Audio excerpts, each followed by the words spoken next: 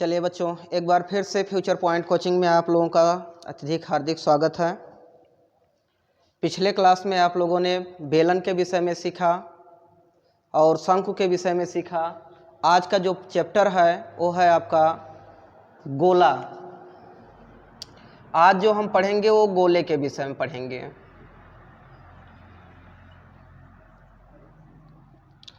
आज हम गोले के विषय में पढ़ेंगे। गोला और वृत्त में बहुत अंतर होता है, पहले उसको जान लीजिए। जो वृत्त होता है वो 2 डायमेंशनल होता है। जो वृत्त होता है वो 2 डायमेंशनल होता है, जबकि गोला जो होता है वो 3 डायमेंशनल होता है। अर्थात ये 3 अक्षीय होता है, जबकि ये 2 अक्षीय होता है। इसे जो है 2 अक्षीय प्लेन पर उतारा जा सकता है। जैसे हमारा जो ये बोर्ड है, व्हाइट बोर्ड है, ये एक प्लेन है, इसमें केवल 2 अक्ष काम कर रहे हैं। जो हम लोगों का घर बनता है या जो भी चीज़ें होती हैं, उभार वाली चीज़ें होती हैं, उसमें 3 एक्सेस होते हैं। तो गोला आपका सिंपल सा एग्जाम्पल है, जैसे गेंद, फुटबॉल, ये सब जो है गोले का उदाहरण है। रिंग आपका जो आता है, कंगन जो आता है, वो किसका उदाहरण है? वृत्त का उदाहरण है। तो आज हम लोग यहाँ पर पढ़ने जा रहे हैं गोला। तो इस चैप्टर में जो आपके चैप्टर का नाम है पृष्ठीय क्षेत्रफल और आयतन, उसका ये तीसरा पार्ट है, पृष्ठीय क्षेत्रफल और आयतन। तो पाठ के नाम से ही इसका भी तात्पर्य हो गया कि इसमें हमको क्षेत्रफल पढ़ना है और आयतन पढ़ना है। तो गोले के लिए सबसे पहले एक फिगर हम ड्रा कर लें, गोले का एक बना लें।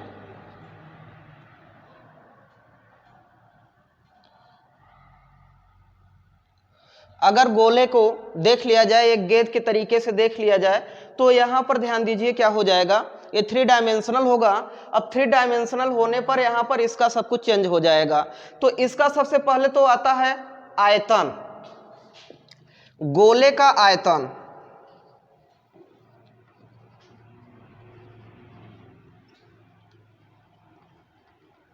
देखिए, जिस तरीके से हमने बेलन का आयतन देखा था, फिर इसके बाद शंकु का आयतन देखा, तो दोनों में बड़ा कॉमन पॉइंट मिला था। आपका जो बेलन का आयतन था पाई आर स्क्वायर एच था, और शंकु का जो आयतन था 1/3 पाई आर स्क्वायर एच था। उसी के तरीके से आपका गोले का भी आयतन लगा हुआ है, ये 4/3 होता है। पाई आर स्क्वायर एच ही होता, लेकिन इसमें एच का वैल्यू जो लेता है वो कौन लेता है? त्रिज्या ही लेता है। इस कारण यहाँ पे पाई आर क्यूब हो जाता है। जो उसमें एच कार्य करता था, इसमें एच नहीं बल्कि आर ही काम करता है। ध्यान दीजिएगा, जो गोला होता है, गोले में आर ही आपका लंबाई होता है, आर ही चौड़ाई होता है और आर ही गहराई होता है या ऊंचाई कह लीजिए। तो इसलिए गोले का जो आयतन हुआ वो कितना हुआ? 4/3 पाई आर क्यूब हो जाएगा। अब हम आते हैं गोले के वक्र पृष्ठ की बात करते हैं। गोले का वक्र पृष्ठ, वक्र पृष्ठ मतलब ये ऊपर वाला पूरा हिस्सा, गोले का जो ऊपर वाला हिस्सा होता है वक्र पृष्ठ होता है, वो आपका होता है 4 पाई आर स्क्वायर हो जाता है। अब ध्यान दीजिए, गोले में 2 प्रकार से जो है क्वेश्चन बनते हैं। एक तो पूरा पूरा गोला होता है, एक अर्ध गोला कर लिया जाता है। जब अर्ध गोला कर लिया जाता है तो ये सिंपल से आधे कर लिए जाते हैं। आइए एक उसका फिगर देख लेते हैं।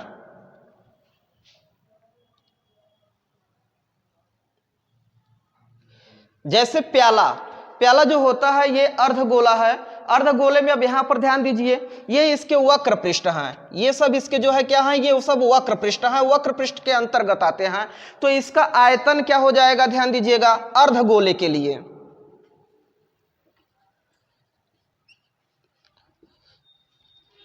अर्ध गोले का आयतन, पूरे गोले का आयतन 4/3 था, तो इसका आधा कर देंगे। आधा करने का मतलब 2 से भाग कर देंगे। 2 से भाग कर देंगे तो ये हो जाएगा 2/3 पाई आर क्यूब हो जाएगा।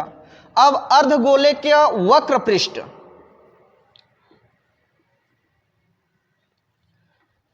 अर्ध गोले का वक्र पृष्ठ जो होता है, अर्ध गोले का केवल वक्र पृष्ठ वाला भाग देखिए तो वहां पे हो जाएगा आपका पूरा वक्र पृष्ठ कितना था 4 पाई आर स्क्वायर था, तो ये हो जाएगा आपका 2 पाई आर स्क्वायर हो जाएगा। लेकिन अर्धगोले में संपूर्ण पृष्ठ की बात आती है।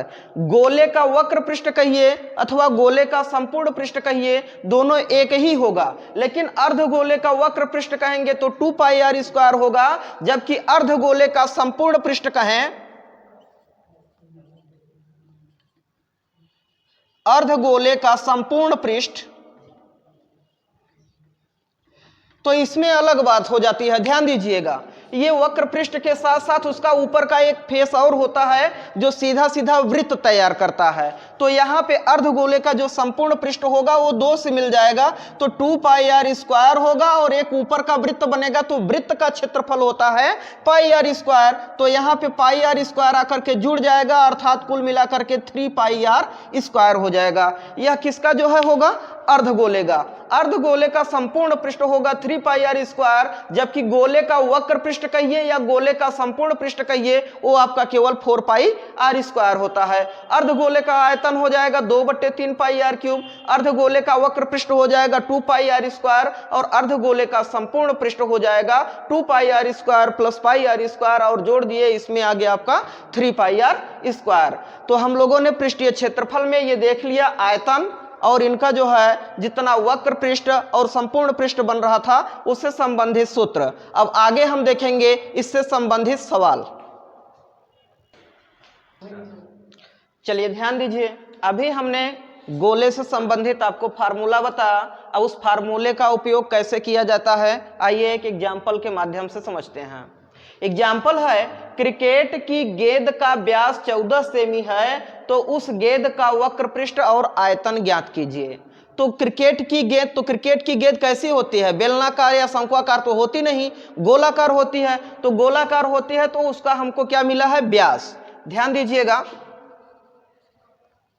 हल में दिया है आपको गोले का व्यास, जिसे हम d से लिखते हैं, d बराबर आपको कितना मिला है 14 सेमी, तो r बराबर क्या हो जाता है d/2, यानी 14/2 अर्थात 7 सेमी। तो उस गेंद की त्रिज्या हमको कितना प्राप्त हो गया, 7 सेमी प्राप्त हो गया। गेंद की त्रिज्या कितना प्राप्त हो गया, 7 सेमी। अब हमसे पूछा गया है गेंद का वक्र पृष्ठ बताइए, तो गेंद का वक्र पृष्ठ फार्मूला हम लोगों को अभी बताया गया। गेंद का वक्र पृष्ठ फार्मूला होता है 4 पाई आर स्क्वायर। वक्र पृष्ठ अथवा संपूर्ण पृष्ठ गोले के लिए होता है 4 पाई आर स्क्वायर। तो यहां पर ध्यान दीजिए, 4 तो 4 है, आर का वैल्यू हमको 7 मिला है, तो 22/7 रखने से 7 कटेगा, इसलिए पाई का वैल्यू हम रख देते हैं 22/7। आर स्क्वायर है तो इसलिए 2 बार 7 लिख दिए, एक 7 से कट गया, तो यहाँ पे हो जाएगा 22 7 154 हो जाएगा यहाँ पे, और फिर 4 का मल्टीपल कर देंगे तो 4 चौके 16, 4 पंचे 20, 1 21 हासिल 2, 4 1 कम 4, 4 2 6, 616 आ गया। अब ये क्या था, वक्र पृष्ठ था, किसमें दिया था मात्रक, सेमी में, तो वक्र पृष्ठ का मात्रक हो जाएगा यहाँ पर 616 वर्ग सेमी। तो ये बड़े आसानी से हम लोगों ने हल कर लिया। हमको गेंद का जब व्यास, गेंद का जो है त्रिज्या ज्ञात हो जाए तो हम बड़े आसानी से उसका वक्र पृष्ठ भी निकाल सकते हैं और आयतन भी निकाल सकते हैं। तो हमसे अभी आगे क्वेश्चन में आयतन भी पूछा गया है, तो गेंद का आयतन, गेंद का आयतन फार्मूला था 4/3 पाई आर क्यूब। हमको केवल आर के ही जरूरत है, तो अब यहां पर ध्यान दीजिए, 4/3 पाई का वैल्यू 22/7, आर का वैल्यू 7 है, तो 3 बार 7 लिख लिए, क्योंकि यहाँ पे आर क्यूब है, तो 1 7 से कट जाएगा। अब यहाँ पर ध्यान दीजिए, आपका कितना हो जाएगा, 22 चौके 88 गुणे 7 सते 49 बटे कितना आ जाएगा, 3 आ जाएगा। अब 88 में हम 49 का मल्टीपल कर देते हैं, तो 9 8 72 हासिल आपका 7 आ जाएगा, फिर 9 8 72 हो जाएगा, और 8 चौके 32, 32 और 72 32 दो 32 और 72 दो 74, 74 और 30 104 हो जाएगा। और 7 आपका हासिल लगा था, 104 प्लस 7 कर देंगे तो 111 हो जाएगा। फिर हासिल कितना लगेगा? 11 लगेगा। 8 चौके 32, 32 और 11, 32 और 11 आपका हो जाएगा 43। इतना बटे 3। अब यहीं पर आप छोड़ सकते हैं, अन्यथा 3 से भाग कर देंगे तो इसका दशमलव में वैल्यू आ जाएगा। 3 एक का 3, 3 चौके 12, 12 एक 13, फिर 3 त्रिक्का 9, 2 11 हो जाएगा। 3 सत्ते 21.33। ये इस तरीके से आपका चलता रहेगा। अब ये क्या वैल्यू निकाला गया? गेंद का आयतन निकाला गया। तो गेंद का आयतन है, आयतन में मात्रक क्या रखा जाएगा? घन सेमी रखा जाएगा। तो यहाँ पे मात्रक आपका हो गया घन सेमी, 1437.33 घन सेमी।